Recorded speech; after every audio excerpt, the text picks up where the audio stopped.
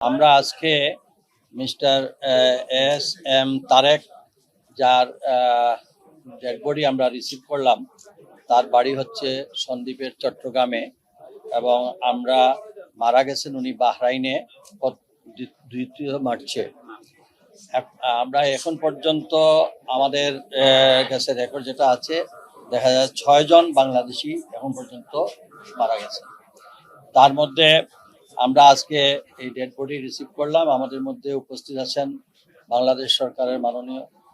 প্রতিমন্ত্রী, পররাষ্ট্র মন্ত্রণালয় শামা ওবায়েদ, এবং আমাদের সঙ্গে উপস্থিত আছেন প্রবাসী কল্যাণ মন্ত্রণালয়ের মাননীয় প্রতিমন্ত্রী জনাব নুরুল হক নূর, এবং আমাদের এই অত্র এলাকার সংসদ সদস্য জাহাঙ্গীর, এবং আমাদের প্রবাসী কল্যাণ মন্ত্রণালয়ের সচিব সহ অন্যান্য ঊর্ধ্বতন কর্মকর্তারা, এবং সন্দ্বীপ থেকে আগত তাদের পরিবারের সদস্যবর্গ, সবাইকে আমাদের মাননীয় প্রধানমন্ত্রী জনাব তারেক রহমান সাহেবের পক্ষ থেকে আপনাদেরকে সালাম এবং শুভেচ্ছা। আমরা এই সঙ্গে আমরা আমাদের ওই এলাকারই আমাদের মাননীয় সংসদ জনাব সাইদ আল নোমান, উনি প্রথম থেকেই তাদের পরিবারের সঙ্গে যোগাযোগ অব্যাহত রেখেছেন, এবং আমাদের এই মধ্যপ্রাচ্যের এই ঘটনার পর থেকেই আমাদের মাননীয় প্রধানমন্ত্রী সার্বক্ষণিকভাবে আমাদের প্রবাসী কল্যাণ মন্ত্রণালয়, পররাষ্ট্র মন্ত্রণালয় এবং সিভিল এভিয়েশন মন্ত্রণালয়, এই 3 মন্ত্রণালয়ে, এবং আমরা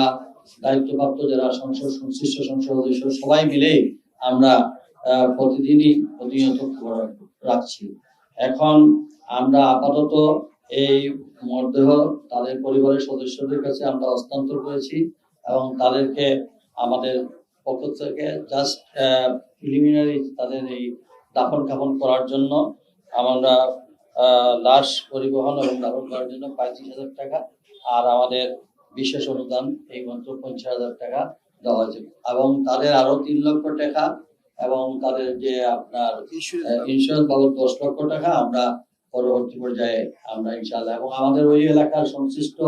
সংসদ সদস্যের সঙ্গে আলোচনা করে তার পরিবারকে আমরা কিভাবে অন্যভাবে সাহায্য করতে পারি সেই বিষয়েও আমরা আমাদের পরিবারের সঙ্গে অব্যাহত যোগাযোগ থাকবে। আল্লাহ তাআলা যেন ওই আমাদের তারেককে আল্লাহ তাআলা জান্নাতবাসী করেন, এবং তার সুসমত পরিবারের প্রতি আমরা গভীর সহমত জ্ঞাপন করছি। আল্লাহ আমাদের সহায়।